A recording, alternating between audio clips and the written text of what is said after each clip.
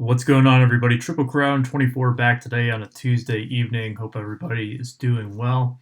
Just wanted to show off a collection that I got in today, as well as some recent mail. Got in a few care packages, so wanted to include those as well.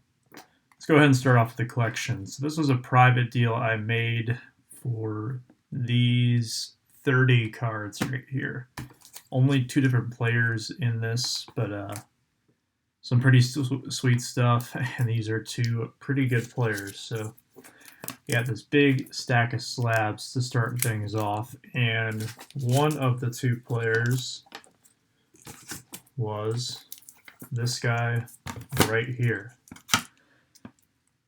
So I got a bunch of Ken Griffey Juniors, a lot of his rookie stuff, and again, this was all kind of bundled together, so I thought it was a fair deal for both sides, and you can't go wrong with Griffey. So I got the regular 89 upper deck, the 89 Donruss, the rookies. Both of those are BGS 9s. They do each have one 8.5 subgrade. This one is all Gem Mint subgrades or better with the 9.5. The 8.5 centering is what's keeping it back. I would think that these would cross to PSA 9s, though, if I had to guess based on what BGS deemed was wrong with them. The regular 89 Donruss as well. And then 89 Fleer, 89 Bowman, 89 Score traded, and the 89 Tops traded as well. So kind of the whole gamut there of Griffey rookie cards. And I got some more Griffey to go along with it.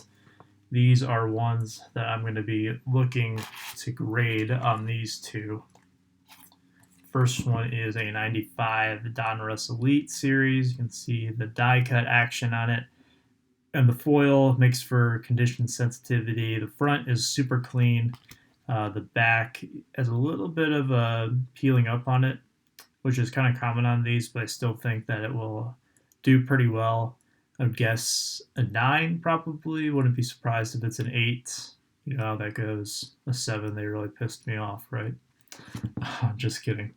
And then we have, of course, the 92 Elite Series. And this is pretty darn sweet. So, moving along. The second guy that I got in, well, actually, there's two more Griffies. This is the autograph portion of it. So the first one, he's in a Reds uniform. I don't know if it's just because I've seen or been to several Reds games where he was with them that I'm kind of used to seeing him with the Reds. I know a lot of people still can't get over that. I think it's weird to see him with the Reds. This is a clear cut Elements, which I actually got this in the other day. Verlander clear cut. I won that in a Facebook contest. So got that. This is what you're probably more used to seeing them with. That'd be Mariners here on this really sweet tier 1, numbered to 99. It's actually 1 of 99. So nice little bonus there. So that is the full Griffey stack now. And then the other guy, start off with the graded stuff for him, would be the Machine, who is closing in on Willie Mays' 660 home run mark. That would put him in the top 5 of all time if he was able to pass Mays.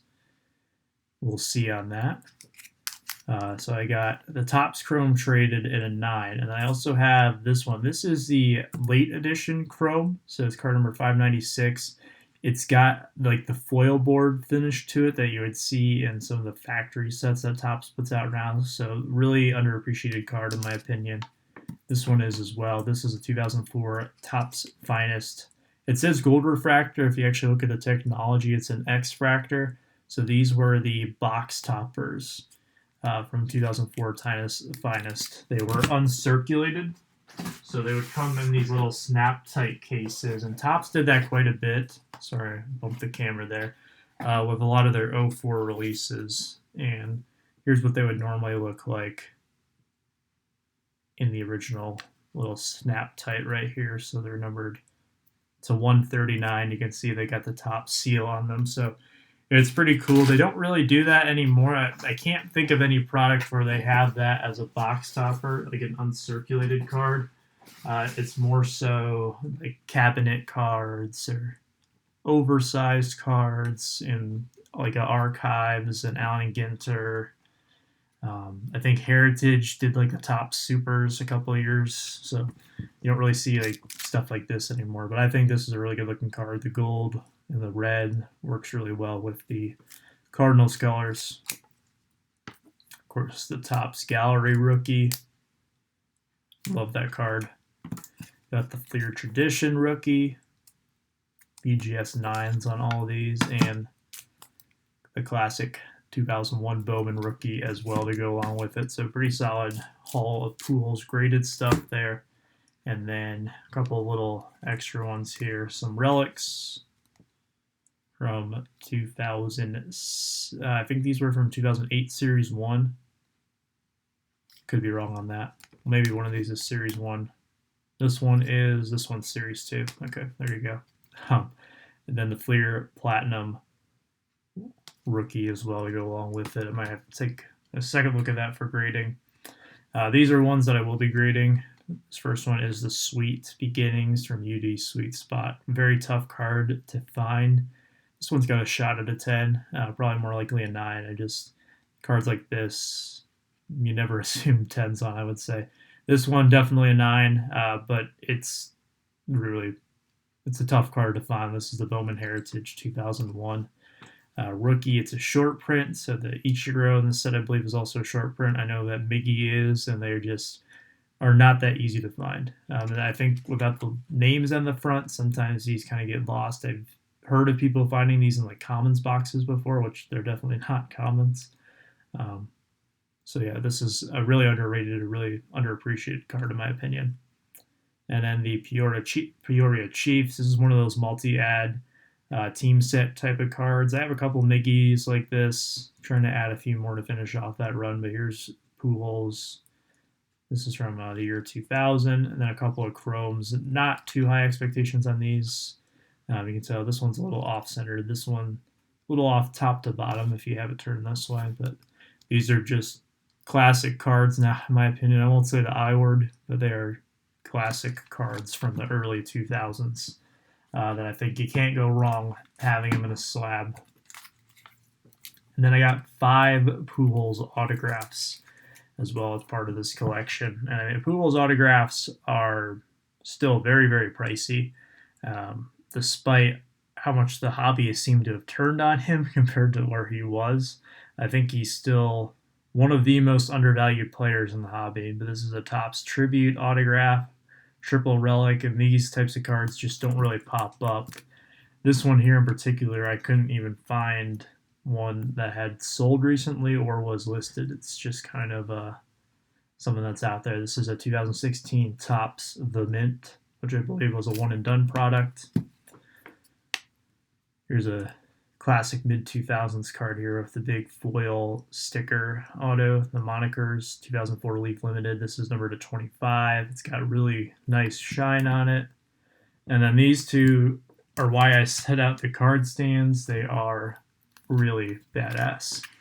To get the triple threads here. So this one on the left is going to be from 2008. And a lot of these early triple threads cards are difficult to come by. They were really the premium box at the time. This one is one of 9. In today's kind of realm, it would be a gold parallel. I'm pretty sure this one is considered a gold. It's kind of got the gold foil there in the relic windows, but it does have the majestic patch, which you can see it's black and white, or black and yellow, excuse me. This is what I believe from the 2006 All-Star game in Pittsburgh. So shout out to Bob Lewis on the, I guess, somewhat Pirates relic there. This one is not to be outdone. This one is from 2007, so even tougher. And just from personal experience trying to pick up the Miggy triple thread stuff, because it's one of my favorite products out there that's released annually. I've always loved triple threads ever since I started collecting. And it was really the top of the line back then. A lot of it wasn't open because it was kind of outside the budget of a lot of collectors. It still is now. Outside what I like to pay for a box, I think they go for $2.25 a box these days for a hobby box of say 2019 triple threads, which is a lot for me. I try to keep my hobby boxes under 100 if I am going to decide to rip one. But some of the early triple threads boxes are like $500, $600, $700 now, and with the possibility of redemptions that can no longer be honored. Topps uh, doesn't, they don't do the expired thing like Panini used to do. I don't think Panini does it anymore. Not a lot of people want to open them. And Pujols stuff, you got to think he's kind of the king of the castle at the time. He's at the top of the hobby, so he was a very difficult pull. This one in particular, it's numbered to 18, but this might be one of the best patches you're going to see on a triple threads card out of 18. It's got part of the Cardinal logo here. Interesting choice how they did the relics. Normally they're cut out with the full window. This one just kind of has it at the bottom. So this one says NLCS MVP 04, but I do kind of like how they did it here because you get more of this patch in the window, and there's really none that you can compare it to because these, like I said, just don't get listed all that often. So yeah, that was the collection that I got in, and I was really excited, especially for these two cards right here. They are so sweet. So it's always cool when you can get, work out a deal that's fair for both sides and you know that it's going to be some appealing items. But when the cards are cool and I get to hang on to them for however long I'm going to have these cards, it's a nice bonus. I will say that. Some more pickups that I got in. I got it in a few care packages I want to show off as well. Of course, I did make my custom Shore Miggy, and you'll probably be seeing more of these in other people's videos because I've had a lot of requests now to make more of these, so you'll be seeing them of fellow YouTubers, baseball players, football players, basketball players. There is a lot of these coming that people have asked if I would make them one, which I said yes. So prepare to see those. And then on my own, I got this in today, 2020 Bowman Orange. I think I got this for less than $10 shipped, which for a card number to 25, I'll take that any day of the week. Then some progress on my Topps Chrome 2020 pickups. I got the Refractor, the Blue Wave, and the Purple. I think I showed those off in the last video. Can't remember. My Teal Wave from Prism. I've really been lacking on the Prisms. I got to pick up some more of those. 85 Relic. Finally got my hands on one of these. This is just one that I've neglected for a while. I tacked it onto a Sport Lots order from the seller. And then getting into the care packages. This first one, I'm going to show off these cards because Jeremy IPTTM actually hooked me up with one of these that I have set aside in my 2020 box that will eventually go into the 2020 Z Folio once the season is over. I just don't like putting them in there now because I like to see pretty much the entire checklist for 2020 of what I'm going to be working with to kind of plan out where everything's going to go. That way I'm not constantly moving them in and out of the pages, possibly causing some wear on the pages. You don't want to have that. So they go into the box, but he sent me one of these as well, and then I bought 3 more on my own. So thank you to Jeremy. He also sent me a couple items here for the YouTube PC, which is always appreciated. And he sent me a few extras, one of which was a Nico Goodrum 3D. I'm a big fan of Nico, so that was much appreciated. And then a couple more Miggies, including these two I did not have. He got me this 2020 National Baseball Card Day. Good looking card. And then this one, these don't pop up all that often for a reasonable price. I would say they're usually like $15 or more, and for relic number to 150, I'm kind of like, it's not like it's a huge sum of money, but it's more than you'd want to pay for a card like this. And now I don't have to worry about it because he hooked me up with this. So Jeremy, big thank you to you for helping me out on these two. So he added 3 overall to the count with the 3D that I have set aside already. And then RJ, you guys know him in the comments section. He comments on a lot of videos. He messaged me about this a little while ago, and he sent this to me. So I want to make sure I showed it off in today's video. This is the Onyx from Triple Threads, numbered at 250. And I think I'm only missing the 1 of 1 now, which I have seen listed for sale. It was listed for a really crazy price. I don't know if it's sold or not. but I am kind of tempted now to go after it because I believe that is the only one left now to complete that rainbow. So those were care packages. I forgot to show this one off. This one came in the other day as well. This is the digital camo Mickey, so I'm only missing the Mother's Day and the Platinum now for this rainbow with this edition. And this is card number 2400 in the Super Collection. So always cool when you get a bigger one for the milestone card. It's not something that I intend to do. When I'm getting close, like for the 2000, it was a $3 card basically that I got. And then number 1000 was kind of cool. It was a short print, but it's not like I'm actively going out of my way to kind of pick out a really big time card for it. But I did get in one more care package along with some other mail, and I'm going to have to take the camera down here to show you the Z Folio for this. So those back pages, your friend of mine, Eric, he sent me this gold wave that I had to crack out of the slap it was in with his permission to put into the Z Folio. And I got a green wave as well. So this page is almost done now. Need that blue wave to fill in that spot for the chrome, but it just looks so cool when you get all these images together all at once. And this is the other one as well. I was really excited to finally win one of these because I probably lost 5 or 6 now attempting to get one. This is the 2019 Topps Heritage Mini.